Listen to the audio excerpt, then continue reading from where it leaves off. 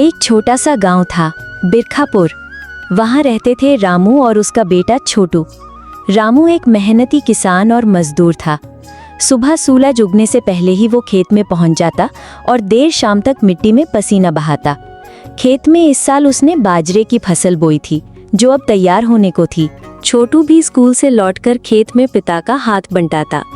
रामू हर बार यही कहता, बेटा फसल अच्छी हो गई तो इस बार तुझे नया स्कूल बैग दिलवाऊंगा। महीनों की मेहनत रंग लाई, फसल लहराने लगी, खेत सुनहरे रंग से भर गया। गांव के लोग कहते, रामू की फसल तो इस बार बहुत बढ़िया हुई है। रामू भी अंदर से खुश था। उसने साहूकार का कर्ज चुकाने की उम्मीद लगा ली थी, लेकिन किस्मत को शायद कुछ और ही मंजूर था।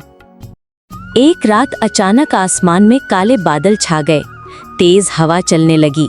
रामू बाहर निकला और आकाश की ओर देखता हुआ बुदबुदाया, हे भगवान, अब नहीं, मेरी फसल अभी कटी नहीं है।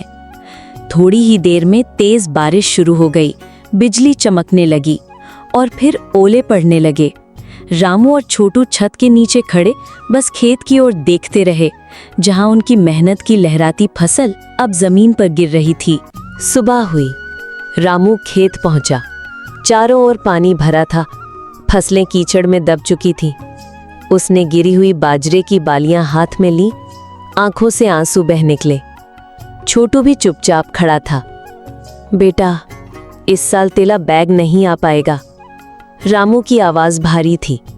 छोटू बोला, कोई बात नहीं बाबूजी, अगली बार ले लेंगे, आप रोइए मत। गांव के कुछ किसान भी आए। उन्होंने रामू के कंधे पर हाथ रखा। रामू, तू अकेला नहीं है। बारिश ने हम सबकी मेहनत लूटी है। हम फिर से मिलकर शुरू करेंगे। गांव के सरपंच ने घोषणा की, हम सब मिलकर सरकार से सहायता की मांग करेंगे और जो अनाज बचा है उसे आपस में बांट लेंगे। रामू की आंखों में फिर से उम्मीद की रोशनी आई। कुछ हफ्तों बाद रामू ने फिर से अपने खेत को साफ किया। मिट्टी में बीज बोते हुए वो बोला, हर बार की तरह फिर से शुरुआत कर रहा हूँ। शायद इस बार भगवान भी मेरी मेहनत देखें। छोटू पास में बैठा था।